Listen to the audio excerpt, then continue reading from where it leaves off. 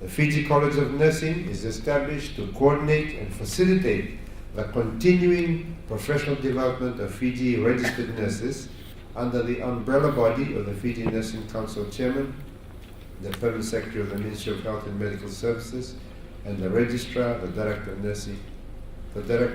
Nursing Services in Fiji. The objectives of the college is to maintain and improve the professional skills and competence of Fiji registered nurses in Fiji by promoting ongoing training, education and research, to advise the Council and coordinate appropriate specialized nursing training courses for Fiji's registered nurses, to explore and coordinate with donor and central agencies on scholarships for formal postgraduate nursing courses, to protect and preserve the interests and aspirations of Fiji registered nurses and nursing as a profession, having regards to the terms and conditions of employment and health and safety of their members, as well as to represent their complaints and views to appropriate authority for consideration, and to assist and provide the means necessary in carrying into effect, to explore and coordinate donor agencies on scholarships for formal postgraduate nursing courses, and to associate, affiliate, and federate with any association, college, or organization having the same or similar objects as the college. That's quite a mouthful, and I'm sure that most of you are familiar with the objectives of your college. And that's what I've just read out to remind everybody. Membership of the college is open to all Fiji registered nurses, and the development of the Fiji College of Nursing, is in partnership with the Ministry of Health and Medical Services and the various nursing institutions that relate to registered nurses in Fiji. The empowerment of employees as nurses to make decisions and be accountable for those decisions relating to patient care. Encourage nurses to be innovative, assertive, and understanding towards the safety of the public is paramount to achieving nursing excellence. I did not fully understand what the college was all about until I was looking at the budget for the ministry. I think it was 1 year ago, when I came to realize that it is something to do essentially with the development of the ability of nurses to do their jobs better. It is something that I came to appreciate. Because you notice from my background, I spent a long time in training. That used to be my job, to do a lot of training in the public and private sector. So if there's anything to do with training, it's something that I'm always interested in. And I for one, am glad that the college is in place, because the professional development of nurses is absolutely critical. It is fundamental to having a strong and effective health system in this country. It is crucial. And you know why it is so crucial? Because knowledge is something that does not live forever. The knowledge that you gain today becomes obsolete in a few years. They say that most of the things that you learn in a degree program, a few years later, half of that knowledge has become obsolete because the world has moved on. So it is fundamental for anybody, for any professional, to remain valid, to remain relevant in what you're trying to do, that you continue to acquire knowledge. The day that you decide that you don't need any more knowledge is the day you start dying. You're dying in terms of your relevance, you die in terms of your validity, you die in terms of your ability to be able to perform at the highest level. Knowledge and development is fundamental. Knowledge and development is something that all of us must take as an important part of what we do every day. And that's why, to me, this college is very important, because that is one of its primary purposes. As I was reading through the list of functions of the college, I noticed that most of it was to do with training and development and upgrading knowledge and competence. There's some of it in relation to terms and conditions of employment, but that bit for me that is important is this component of making sure that we can enhance the competence and the development of all of our people. Continuous learning is crucial. It is critical for individual success, for organizational success. And by organizational success, I mean your subdivisions, your divisions, your hospitals, the Ministry of Health. Learning is crucial for that success, for the success of the ministry. And it is also crucial for national success. That is why government focuses so much on education, because we know that an educated an educated workforce is one that can deliver the kind of results that we want for this country, to serve the people that we serve every day. Therefore, nurses, knowledge is good, especially I think in what you do, you need to integrate your theory with your classroom learning during your student days and on-the-job training with your clinical experience.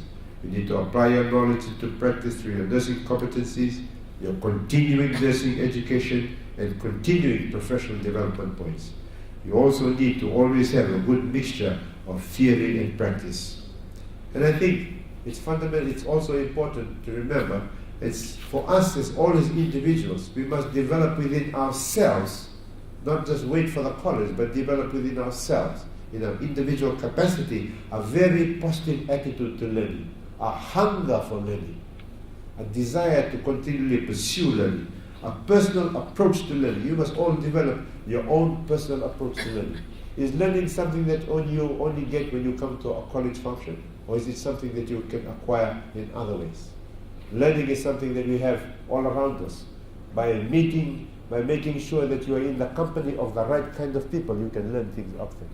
If you keep meeting the people you've always been meeting, you never learn anything new. Because everything they say you've heard before. Didn't it say?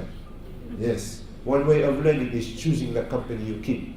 Look for new company, new kinds of people. That should be an approach that you have. What are the kinds of people that I need to mix with who can give me new insights, new ways of looking at things? That's one way. You need to have a personal approach to these kinds of things. What am I talking about? A personal approach to learning, a hunger for learning and knowledge. And the other thing, very important for learning, reading. Reading. Hands up, those of you in this room who have read some technical thing from cover to cover in the past 1 month. Not one single hand has gone up. This is what I'm saying to all of us. You can't just wait. Oh, did you have your hand up? Thank you. Congratulations. Let's go and give her a hand for reading.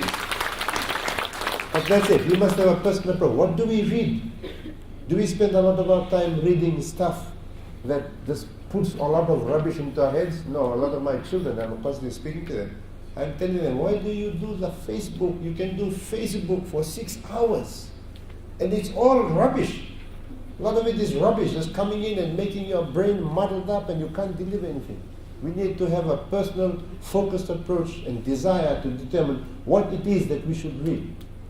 We should read. Today, the problem is we just do Facebook and Twitter, and most of you don't Twitter. You probably do Facebook and all that other stuff. Reading. We should set ourselves personal goals of reading books. Reading, now you don't need to buy a physical book. You can go online and read the good stuff that's online. There's so many good websites there. So I think while we're talking about learning and development, the college is very good because it established for us a structure and an organization to do that. But all of us, we should have the hunger and we should put a plan in place so we can start doing our own personal development on our own without having to wait for these formal programs. Now, where am I am glad that the college exists because it provides a focused way and a structured way of arranging and ensuring that you nurses get the kind of development that you need. That is very critical. Because if you want to achieve something, it is not enough just to have the target to do it. A lot of the times we set ourselves goals. We want to do this. And that's all we do. We say, we want to do this. Then tomorrow we say again, we want to do this. We don't set up a structure to make that dream possible. And that is why this college is very good, because we are talking about the need for nurses to be developed professionally and to enhance their competence, and we have a structure to make it work. That's why this college is very important. Because if you want to achieve something, it's not enough to just have the target to do it, you must have the mechanism to do it. And this is what the college represents. It is a strong mechanism to bring to fruition that development of training and development for our nurses. Obviously, through this mechanism, you will address all the areas that need to be addressed in nursing knowledge and competency development. You must learn to accept others' cultures and understanding of the implications of cultural differences. Nursing knowledge also needs to be in relation to culture. We need to be able to influence others to focus on the achievement of innovation, which highlights the development of competent nurses within the nursing profession. In a changing environment, only those organizations who learn from their experiences and adapt themselves to suit their environment will succeed and survive. Changes have led to there have been changes in management structures and practices in response to the constraints of a changing economy, new technologies, new challenges, and future directions of nurses in Fiji. Some things do not change. Ethics don't change. I think your spiritual beliefs, they don't change. A lot of other things that change. The things inside of us don't change. It's the things around us that change. Things inside, they tend to be constant. Your principles, your ethics, your values, your spiritual side, what you believe in. So the concept of ethics are constant, and if we need to be constantly reminded, trained and retrained in these issues, we need to be constantly talk about them, because there's so much in the world today, in social media, in the television, that is telling us that those ethics are no longer valued. A lot of the things that are happening in the world. So we constantly need to be reminded that the ethics that we have, the values that we have, they still have a lot of relevance in the world that we have today. Especially with the accelerating rate of changes in technology and nursing practice, there is a responsibility of organizations that we should continue to develop your abilities, your character, education and capacity to adapt to new challenges within the nursing profession. I believe you nurses are the biggest part of our health sector. You form the biggest component of our workforce. You always need to be aware that any action that you take will always have an impact on all other healthcare workers that you work with, especially the public image or perception of the public that affects the reputation of the ministry, including our nursing institutions.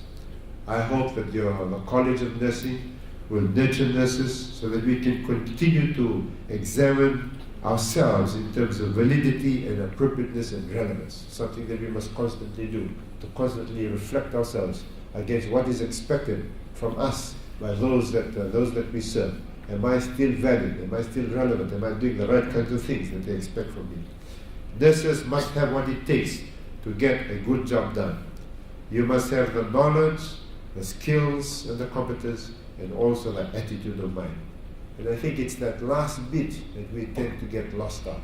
A lot of the times that we focus on development, we talk about knowledge and skills. You know what knowledge is? Knowledge is what you know. It's all in the head. Skills is what you can do. And the last bit that you have is attitude, the way you feel about things. If you have the knowledge, and if you have the skills, if you don't have the right attitude, you will not be able to commit yourself fully to the kinds of things that you need to be able to deliver. So our workforce needs to have all of these things. You need to have the right knowledge, the updated knowledge. Hopefully the education programs that come through the college will make sure that you constantly get that new knowledge.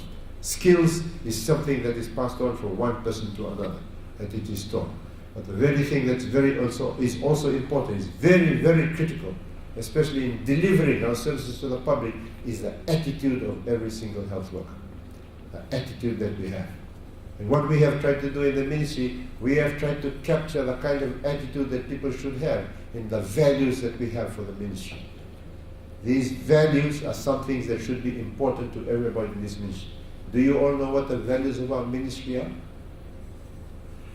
Do you know what the values of our ministry are? Do you know what the values of our ministry are? Okay. The first value is, what is the first value of the Ministry of Health and Medical Services? The first value is equity. Equity. Equity means we treat everybody equally. Treat everybody equally. You look and you see who comes to the door, looks like you, speaks like you, does not speak like you, does not eat the same food that you do, speaks a different language from you, does not react, has the same religion you or different religion to you, you treat them equally. Not an easy thing to do, because society teaches us, our communities teach us to look at people differently in this country. In our villages, in our churches, in our communities, in our families, we are told that person is not like you, treat him differently. This ministry says The value is equity. We treat everybody equally. That's the first value. That thing has to become ingrained into the heart and the soul and the spirit of every single person that works in the ministry. And that should drive everything that we do. If you have the skill and all the knowledge, but you don't have that attitude, you don't have that value that you're going to treat everybody equally, so that every single patient should be expected to get the best possible level of service every single time. Every single time that they come into our facilities. That's the first value that we have. What's the second value of the Ministry of Health and Medical Services? Nobody knows? I'll tell you what the second value is. The second value is integrity. Integrity. What does integrity mean? Yeah, it's related to honesty, the things that you're supposed to do, that you commit to do, the things that are in your job description in which you've already committed to deliver for the people around you, that you do it. When you say something, you do it. Not that you say something and people cannot rely upon you. Integrity, being true to yourselves, being true to the people around you, being true to your organization. Walking the straight and narrow and doing the things that you need to do.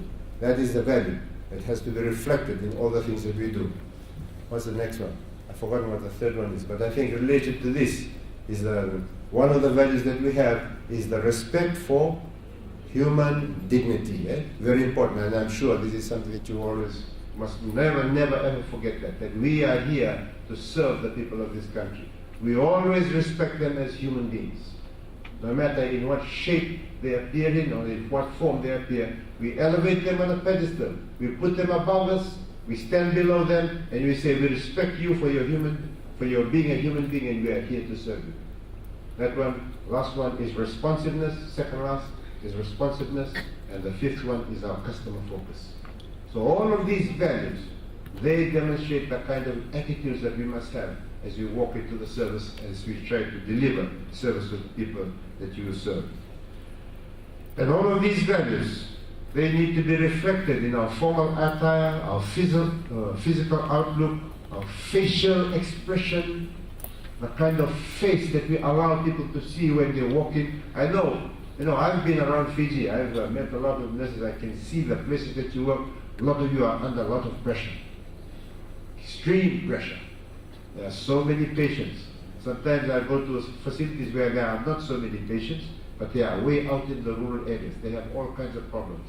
I was in one nursing center, I was at a health center in Yasawa, NABC, and the nurse was telling me, during Cyclone Winston, when I have to call, I have to get a boat to go out towards the reef, somewhere there close to the reef, only from there she could call. Somewhere in Gonwalipu, after that, when it was in Vanuatu, they told me I had to climb that hill before I can call. So I can understand the kind of difficulties that you have. And I tell you that I salute the health workers. Most of you are committed, and you want to be able to deliver that service. And I've met nurses. There's a nurse who's highlighted in this health and wellness, is it a newsletter that is being handed down? A nurse in Namarai, Silifa, I think her name is, Elisa Silifa, who was caught out during Cyclone Winston and had to be out there in the middle of the jungle while the cyclone was blowing. And then she had to walk for a few hours to the village of Nambukandra, arrived there at 2 a.m. and immediately started dealing with the patients until morning. Then they took her to another village. We dealt with them. They took her to another village. She didn't get home until 5 in the afternoon. I can understand that. And I applaud all of these things. But my request to all of us in the Ministry of Health, as we develop our knowledge, as we develop our skills, maintain that persistence, maintain that commitment. And the way to do it is to make sure that you have the right attitudes. Those attitudes are reflected in the values of the ministry. When those values become your values, and when the vision of the ministry becomes your vision, you will walk through valleys and climb over mountains to get the things done, to make sure that we can provide service to the people that we serve. So whether you are serving at the main hospitals, divisional hospitals, subdivision, or other facilities, what I have said applies. The ministry is now rolling out the civil service reform, for which the Fijian government has put in place as its priority agenda, and that is an element of modernization of our country. And you can see that there have been some, as part of this reform will be the programs that we are doing for trying to make sure the conditions for the doctors are improved. And I'm sure a lot of nurses have asked me, what about us? Yes, we will look at all of the other cadres. We will look at them one by one as we move through to make sure that we can constantly focus on improving the services and improving the delivery that we have to our people. I think I should leave it at that. I would like to wish you further success in the further development of the Fiji College of Nurses. As I've said before, you are the backbone of this ministry. When I spoke at the symposium earlier this week, I called nurses the special professionals. Around the world, the scope of nursing is increasing rapidly, the kinds of things that different nurses are doing. And here at Fiji, we are looking at other things to do with nurses, including the structure, the government structure of nursing. We have also looked at the specialization of nursing as something that we need to focus on. We're looking at trying to provide career pathing so nurses can stay in the areas where they have high competence instead of all nurses trying to get into administrative positions. Some innovative approaches like that have been discussed to try to make sure we can continue to deliver the best possible service. The ministry sees the College of Nursing as an important institution of the Fijian Health Service. It will do what it can within its means to excel it to the best level. I wish you the best in your deliberations towards the endorsement of the draft constitution for 2010. My office will be looking forward to the outcome of your AG and other matters that will inject excellence into the college. And on this note, ladies and gentlemen, I now formally declare the 4th Annual General Meeting open, and God bless us all.